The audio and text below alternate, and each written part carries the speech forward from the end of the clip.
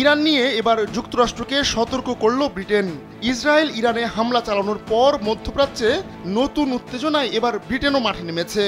ইরানের বিরুদ্ধে সামরিক পদক্ষেপ থেকে যুক্তরাষ্ট্রকে বিরত থাকার আহ্বান জানিয়েছেন ব্রিটিশ প্রধানমন্ত্রী কিয়ার স্টারমার। তিনি সতর্ক করে দিয়ে বলেছেন, সংঘাত বৃদ্ধির বড় ঝুঁকি রয়েছে, তাই সব পক্ষকে কূটনৈতিক সমাধান খোঁজার আহ্বান জানিয়েছেন তিনি। এর আগে যুক্তরাষ্ট্রের সঙ্গে বেশ কয়েক দফা আলোচনা হওয়ার কথা জানান স্টারমার। তিনি জানান এটি এই সমস্যার সমাধানের উপায়।